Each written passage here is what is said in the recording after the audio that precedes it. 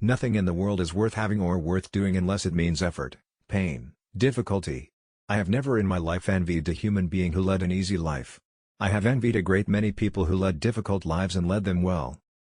To announce that there must be no criticism of the president, or that we are to stand by the president, right or wrong, is not only unpatriotic and servile, but is morally treasonable to the American public. Here is your country. Cherish these natural wonders, cherish the natural resources, cherish the history and romance as a sacred heritage, for your children and your children's children.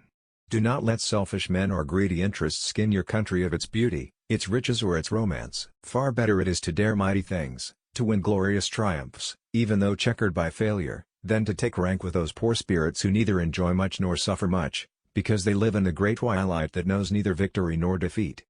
I am an American, free-born and free-bred, where I acknowledge no man as my superior, except for his own worth, or as my inferior, except for his own demerit. The things that will destroy America are prosperity at any price, peace at any price, safety first instead of duty first, and love of soft living and the get-rich-quick theory of life.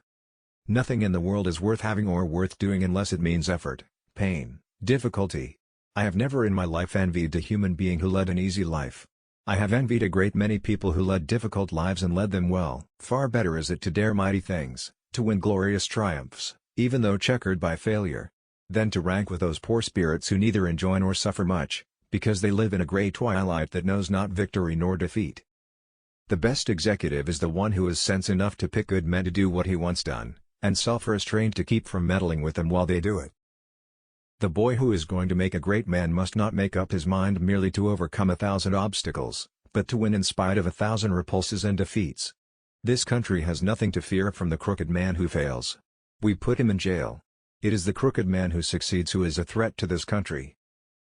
Peace is normally a great good, and normally it coincides with righteousness, but it is righteousness and not peace which should bind the conscience of a nation as it should bind the conscience of an individual, and neither a nation nor an individual can surrender conscience to another's keeping.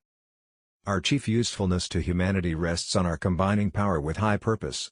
Power undirected by high purpose spells calamity, and high purpose by itself is utterly useless if the power to put it into effect is lacking. The men and women who have the right ideals are those who have the courage to strive for the happiness which comes only with labor and effort and self-sacrifice, and those whose joy in life springs in part from power of work and sense of duty. We need the iron qualities that go with true manhood. We need the positive virtues of resolution, of courage, of indomitable will, of power to do without shrinking the rough work that must always be done. It is only through labor and painful effort, by grim energy and resolute courage, that we move on to better things.